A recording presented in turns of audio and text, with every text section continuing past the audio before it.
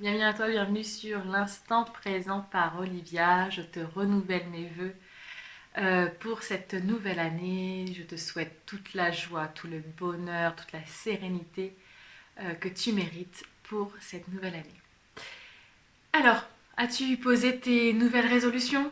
C'est certainement une question que l'on t'a déjà posée ou peut-être que toi tu y réfléchis. Eh bien moi, c'est la première année que ça m'arrive. Cette année, j'ai décidé de ne pas prendre de nouvelles résolutions. Pourquoi? Eh bien, je t'explique ça juste après le petit jingle.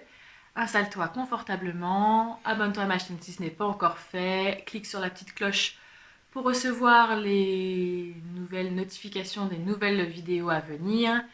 Prends de quoi noter si nécessaire, je pense que ça pourra peut-être t'aider et on se retrouve juste après, ne bouge pas.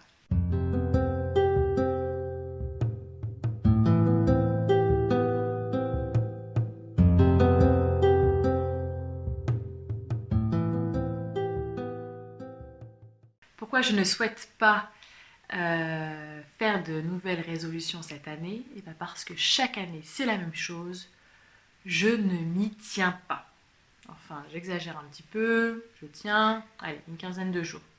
Peut-être que c'est ton cas aussi, tu te poses de nouvelles résolutions, se remettre au sport, arrêter de fumer, changer de travail, voilà, peu importe. Les résolutions, en tout cas, ce n'est pas ce qui manque. On a toujours 1 million de résolutions que l'on souhaite poser à chaque nouvelle année. Mais pourquoi on n'y arrive pas?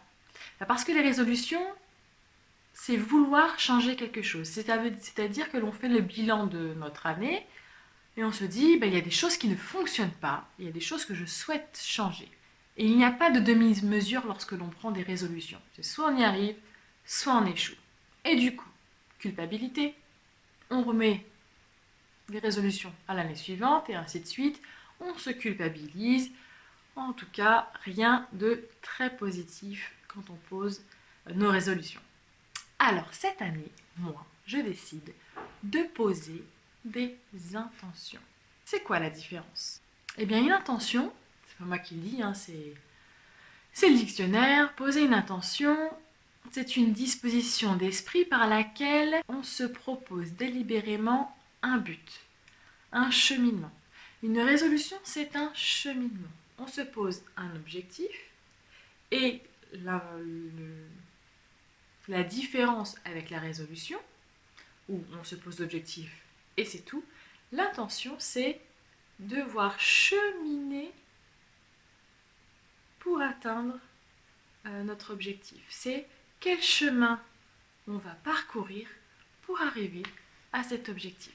Et même, alors ce qui est incroyable avec l'intention et ce qui est très positif avec le fait de poser des intentions, c'est de se dire que même si on n'y arrive pas, même si le but final que l'on souhaite atteindre n'est pas atteint à la date qu'on s'est fixée, c'est-à-dire au 31 décembre 2020, eh bien, on peut juste observer le cheminement en disant j'ai pas réussi à atteindre tel objectif, mais voilà, j'ai avancé, j'ai cheminé, j'ai progressé vers ce but à atteindre. Et du coup, moins de pression, plus de sérénité, pas de culpabilité parce que ça reste très très positif. Alors comment poser ses intentions?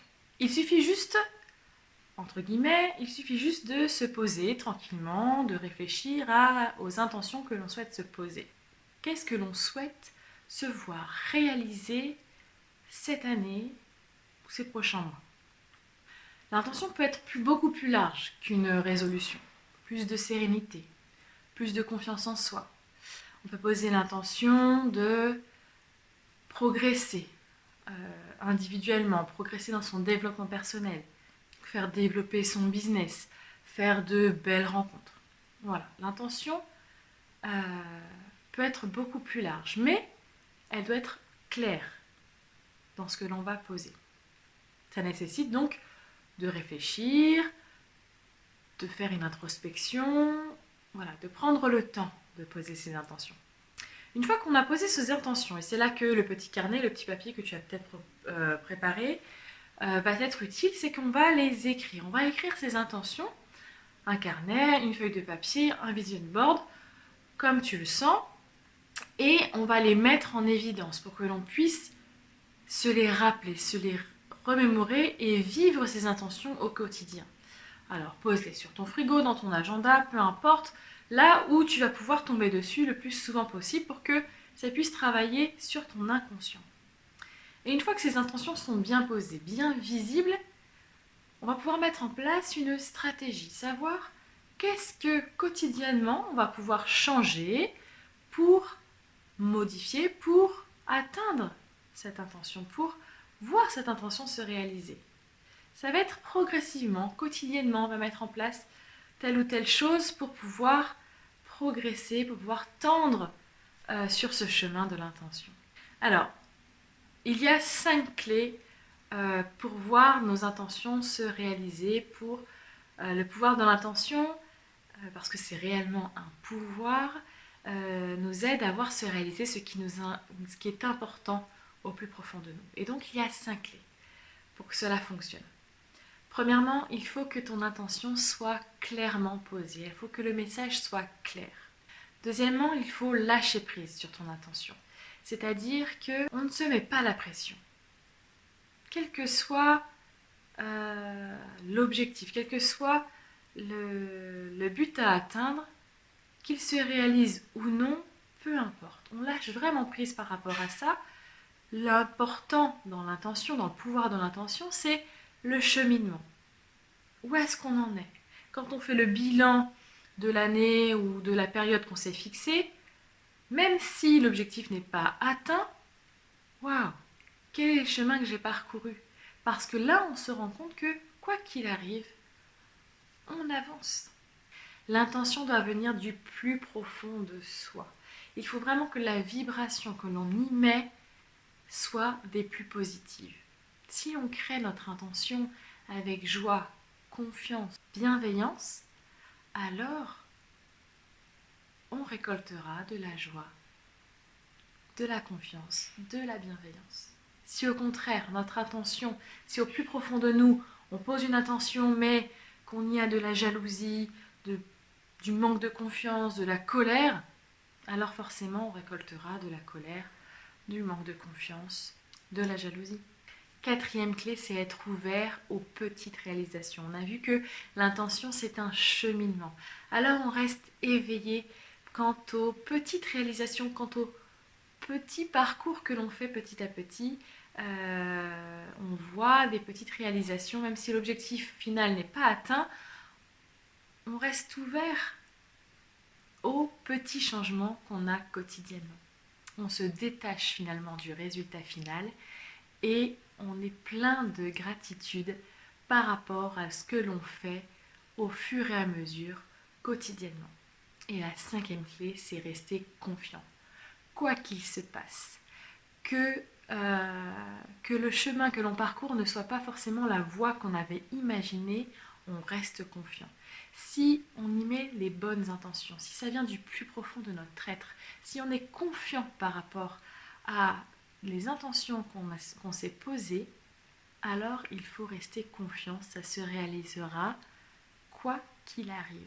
Même si le chemin emprunté n'est pas forcément celui qu'on avait imaginé. Il faut faire confiance à l'univers. L'univers sait ce qu'il faut mettre en place. Il sait par où passer pour réaliser l'intention souhaitée. Tout ce que nous vivons au quotidien est bon pour nous, est bon pour notre réalisation personnelle. Alors je te propose de commencer cette année en posant tes propres intentions. Prends le temps nécessaire pour y réfléchir sereinement, pour les écrire. Il n'y a pas besoin de beaucoup d'intentions, une ou deux peuvent être amplement suffisants. Note-les sur un carnet, sur une feuille, sur un vision board.